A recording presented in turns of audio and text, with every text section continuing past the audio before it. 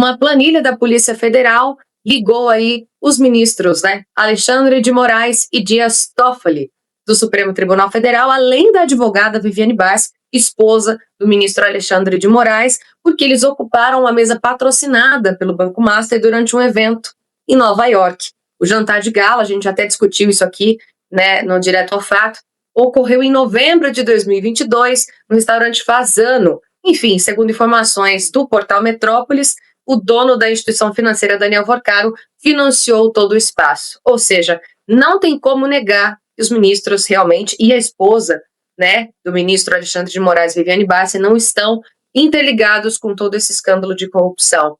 Darcio, a sua visão em relação a esse... E olha, esse evento aconteceu em 2022, né? E a gente tem visto esse escândalo agora, né, que tem aparecido agora, né, finalzinho aí de 2025, 2026. Imagina só de 2022 para cá, ou até antes disso, né, todos os capítulos ainda que serão desbravados e investigados estão sendo trazidos à tona, né, pela Polícia Federal. Pois é, quem sabe não foram comemorar o resultado da eleição.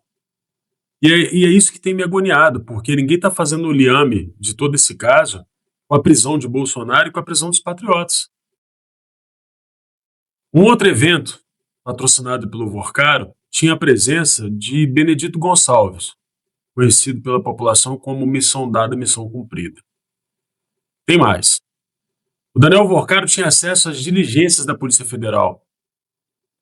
Nesse evento patrocinado em Londres, um dos palestrantes era o Andrei Rodrigues.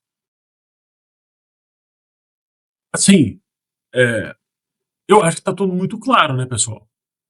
Será que eu preciso de ficar explicando que Bolsonaro é um sequestrado por esses membros desse Hamas petista, por esses ayatolás, que Bolsonaro está sequestrado, assim como seus seguidores igualmente sequestrados, presos, aqueles que não estão presos estão sendo monitorados com tornozeleira, porque essa quadrilha quis tomar o poder, que é diferente de ganhar uma eleição? Ou vocês já esqueceram do recado que foi dado? O jantar, ele só é um símbolo de contratos que vieram a posteriori, que tratam de valores que são simplesmente inacreditáveis. Estamos falando de 129 milhões. O jantar é uma espécie de celebração. Eles estavam celebrando. E eu afirmo a vocês, eles estavam celebrando o trabalho que eles fizeram, a missão que eles cumpriram de tomar o poder, que é muito diferente de ganhar uma eleição, e poder pavimentar o caminho de todas essas fraudes que a gente assistiu depois. Com certeza.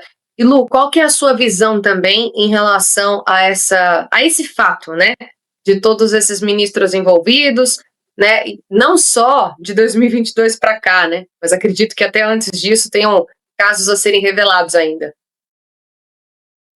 Eu concordo plenamente. Na verdade, esse jantar, né, ele é só a consequência ou o sintoma daquilo que eles se sentem muito à vontade. Saíram mensagens, agora de manhã eu estava acompanhando algumas mensagens de Daniel Vorcaro com o ministro Alexandre de Moraes, na verdade, ele falando com a noiva dele, a noiva do Daniel Vorcaro, e ela até fala assim, nossa, veio em casa o Alexandre, né, perguntou se tinha gostado da casa ou do apartamento, veja a relação, e ela fala, que vergonha, eu estava de pijama. Então, o jantar é a consequência, é o sintoma de toda a ligação que essas pessoas têm e do quanto eles ficam à vontade.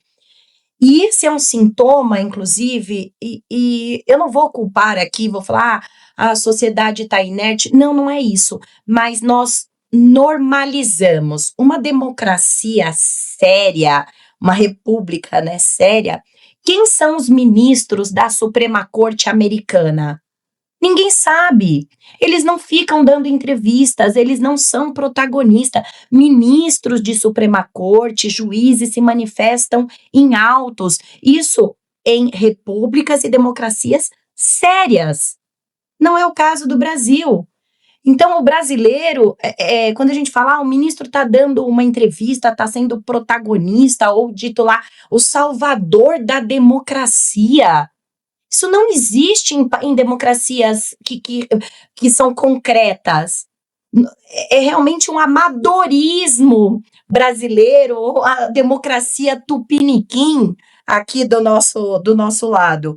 Então, esses jantares, esse grau de intimidade é só a consequência de tudo que eles já estavam juntos. O Darcy levantou uma coisa que eu gosto muito dessas frases emblemáticas, né? Veja bem, eles foram contextualizando com pequenos pontos, só que emblemáticos e pesados. Eleição não se ganha, se toma, José Dirceu. Missão dada, missão cumprida, como ele chama? Agora fugiu o nome. Se o Darcy conseguir me lembrar aqui, Nós vamos tomar o poder, que é diferente de ganhar uma eleição. Aí ganhar, Nós vamos tomar poder, o poder. exatamente. Tomar o poder é diferente de ganhar uma eleição, missão dada, missão cumprida. Então veja que eles já estavam há tanto tempo à vontade, e essa ligação entre eles já é tão profunda, que eles foram dando esses pedacinhos que eu considero indícios, inclusive.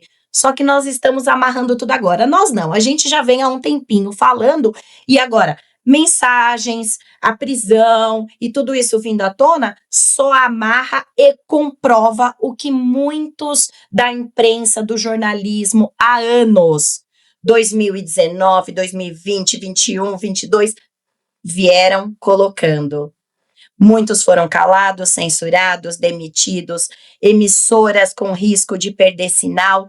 Nós assistimos, nós vivemos para ver tudo isso. E aonde nós chegamos agora é consequência de todo esse caminhar.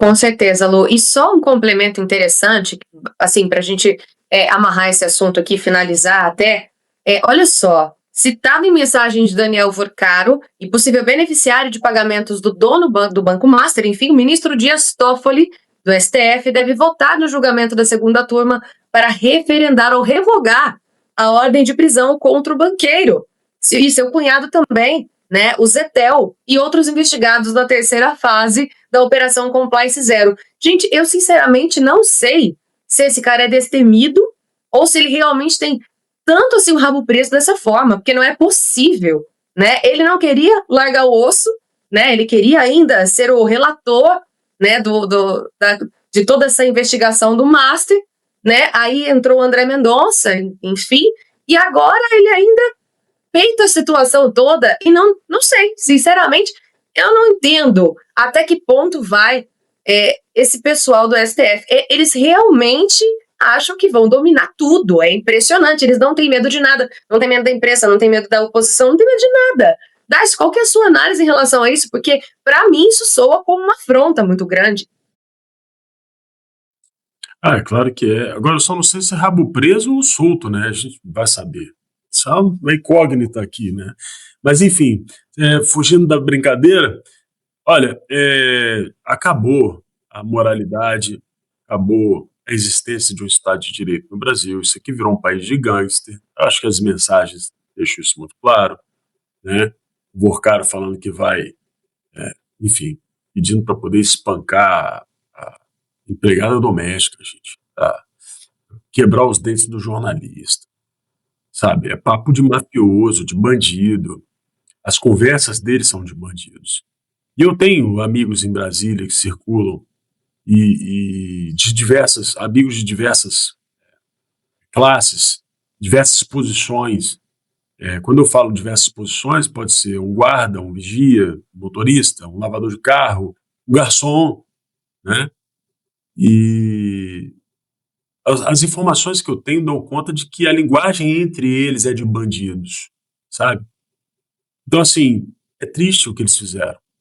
Eles assumiram poder para poder destruir a estrutura das instituições por dentro. e eles estão corroendo as instituições por dentro.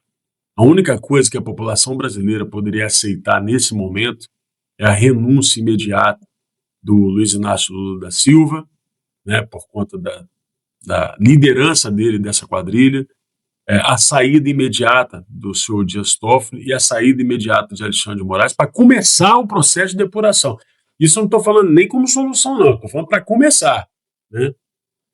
Então, a presença dessas pessoas nos seus lugares, ou melhor, em lugares que não deveria jamais ter sido deles, já mostra que esse país aqui, infelizmente, nesse momento, não tem condição de sanear os seus próprios problemas, né?